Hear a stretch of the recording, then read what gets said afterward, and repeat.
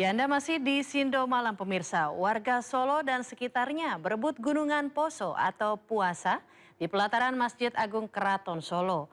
Gerebek Poso ini sebagai wujud syukur datangnya Hari Raya Lebaran. Inilah keseruan warga Solo berebut gunungan di Gerebek Poso oleh Keraton Kasunanan Surakarta.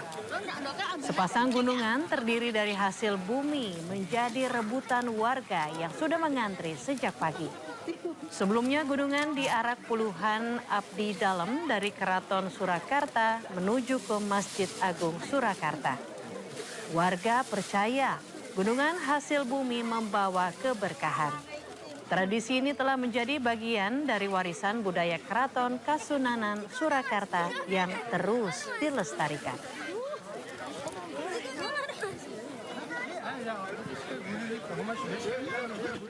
Satu hari pasca Lebaran, ratusan orang melakukan ziarah makam di Astana Anyar, Kota Bandung, Jawa Barat. Tradisi ini dilakukan tiap tahun untuk mendoakan keluarga mereka yang telah meninggal dunia.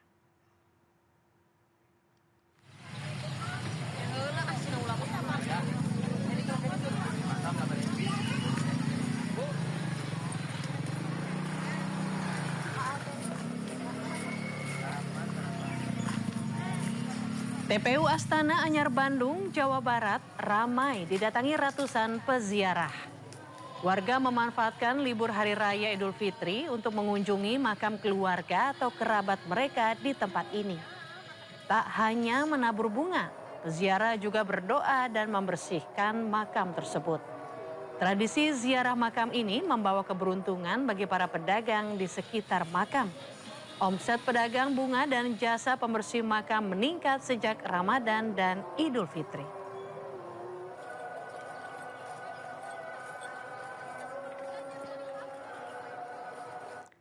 Ya, libur panjang Lebaran, ribuan kendaraan dari arah Jakarta terjebak kemacetan di Simpang Gadok, Puncak, Jawa Barat.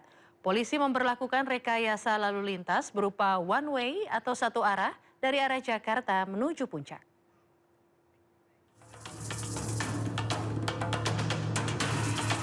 Hari kedua Idul Fitri, antrian panjang kendaraan terjadi di eksit tol Ciawi pada Minggu pagi.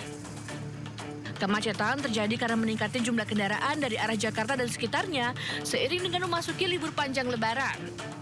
Kemacetan terjadi mulai dari kilometer 46 hingga ke arah Pasir Muncang, Megamendung. Untuk mengurai kemacetan, Satlantas Polres Bogor melakukan rekayasa lalu lintas berupa one way atau satu arah dari Jakarta menuju Puncak sejak pukul 7.30 pagi. Di hari kedua Lebaran ini arus lalu lintas dari arah Jakarta yang ingin berwisata ke Puncak cukup padat, sehingga kami melaksanakan rekayasa lalu lintas dengan cara one way dimulai dari pukul 7.30 tadi pagi. Ada 5 titik rawan kemacetan yang harus diwaspadai pengendara, mulai dari Simpang Gadok, Pasar Cisarua, Pasir Angin, Megamendung, hingga Simpang Taman Safari Cisarua. Dari Bogor, Jawa Barat, Huda Hidayat, iNews melaporkan. Ya, memasuki hari pertama libur panjang Lebaran, ribuan wisatawan dari luar daerah serta wisatawan lokal memadati kawasan objek wisata Braga. Objek wisata Braga yang berada di jantung pusat kota Bandung selalu menjadi primadona wisatawan di momen libur panjang Lebaran. Banyak wisatawan memanfaatkan momen libur panjang dengan berjalan-jalan malam. Banyaknya wisatawan yang berlalu lalang di area Jalan Braga membuat lalu lintas tersendat hingga menimbulkan kemacetan. Kepadatan wisatawan diperkirakan akan terus berlangsung selama libur panjang berlangsung.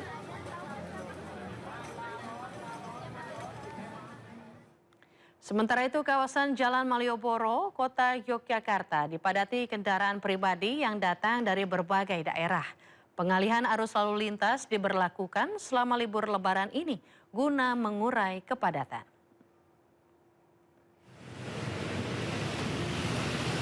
Pemudik memanfaatkan waktu libur Lebaran untuk berwisata. Salah satunya di kawasan Malioboro, Yogyakarta. Lalu lintas dipadati oleh kendaraan wisatawan. Sistem pengalihan arus lalu lintas pun diberlakukan untuk mengurai kemacetan selama libur Lebaran ini. Mobil yang datang dari Jalan Abu Bakar Ali akan dialihkan ke Jalan Pasar Kembang menuju Jalan Mayor Suryotomo.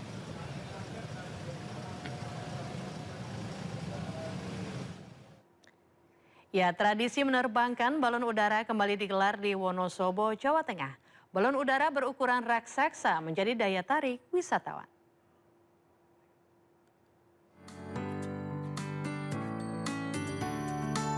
Belasan balon udara berbagai motif warna dan ukuran menghiasi langit di Wonosobo, Jawa Tengah.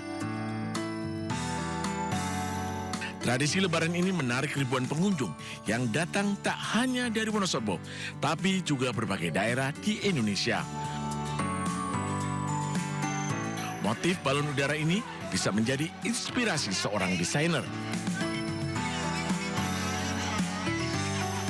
Seru sih, terus karena saya desainer jadi saya juga dapat beberapa motif-motif lucu ya kalau segi kaos gitu. Dari Jogja. Dari Jogja jam berapa?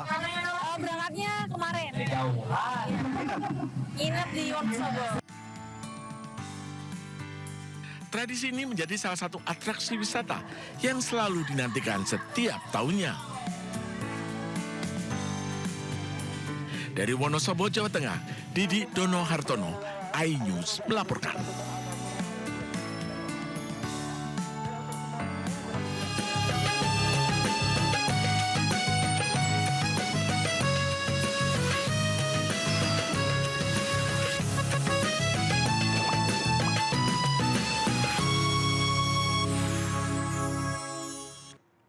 Pemirsa, kemacetan terjadi di ruas tol Layang MBZ dan ruas tol Japek menuju Trans Jawa di hari kedua Lebaran. Kemacetan terpantau mencapai lebih dari 21 km. Dari pantauan udara, kemacetan parah terjadi sejak pagi pukul 9 hingga Minggu siang. Volume kendaraan didominasi oleh mobil pribadi dan bus umum dengan tujuan mudik dan berwisata. Dua titik kemacetan utama yakni di KM 48 merupakan titik pertemuan antara tol Layang MBZ dengan tol Jakarta Cikampek. Sedangkan di KM 57 kendaraan yang keluar masuk rest area untuk beristirahat dan mengisi bahan bakar. Meski polisi memberlakukan rekayasa lalu lintas berupa kontraflow dari KM 47 hingga KM 65, arus kendaraan belum sepenuhnya terurai.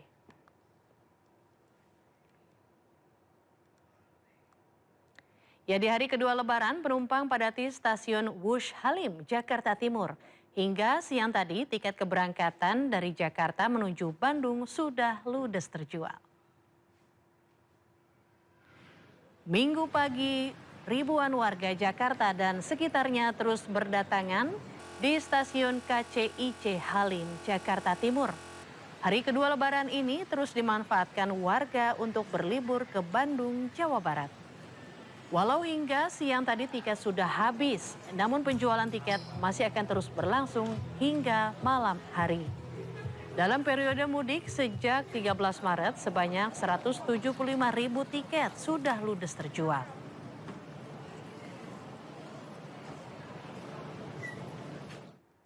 Ya, aksi tol Parungkuda, Sukabumi dipadati ribuan kendaraan yang menuju ke kawasan wisata Pelabuhan Ratu dan Ujung Genteng. Kemacetan pun terjadi hingga 2 km di arah menuju kota Sukabumi. Kepadatan arus lalu lintas terjadi di sepanjang jalur arteri Parungkuda, Cibadak. Antrian kendaraan mengular sepanjang 2 km dari pintu keluar tol Parungkuda hingga Simpang Cikidang.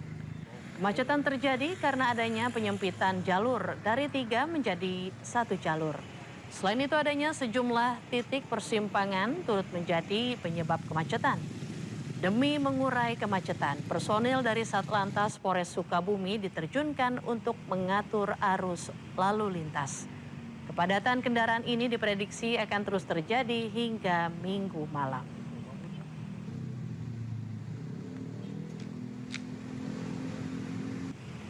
Ya pemirsa, puncak arus balik Lebaran 2026 diprediksi terjadi dalam 2 gelombang. Di mana puncak tertinggi yakni pada 24 Maret nanti. Polisi memastikan akan memberlakukan rekayasa lalu lintas one way nasional.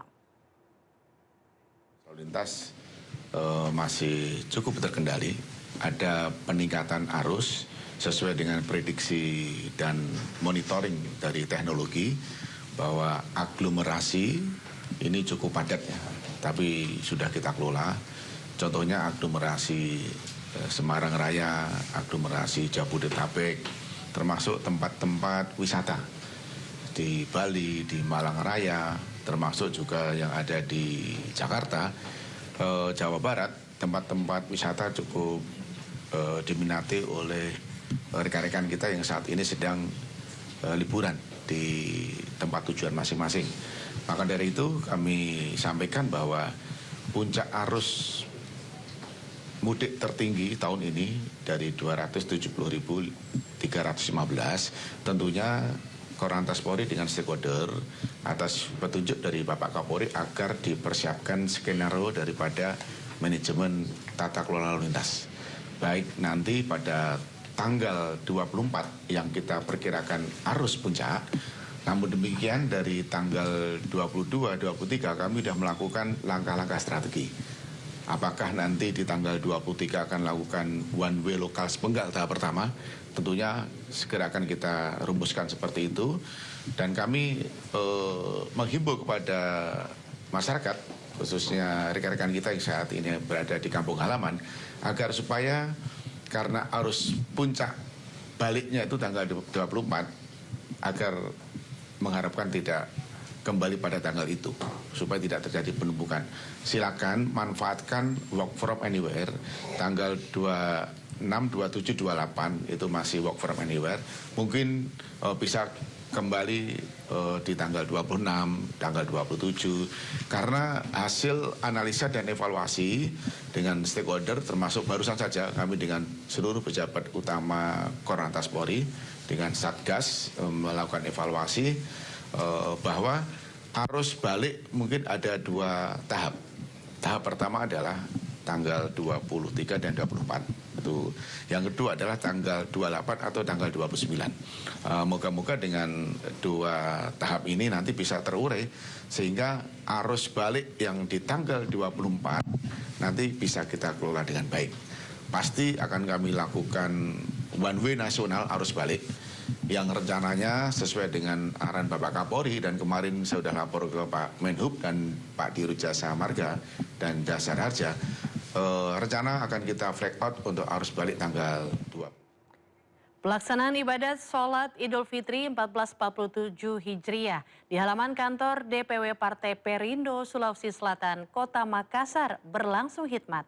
Selain memberikan kemudahan bagi masyarakat sekitar dalam menunaikan ibadah sholat Idul Fitri, momentum ini juga diharapkan dapat mempererat hubungan antara kader partai dan masyarakat.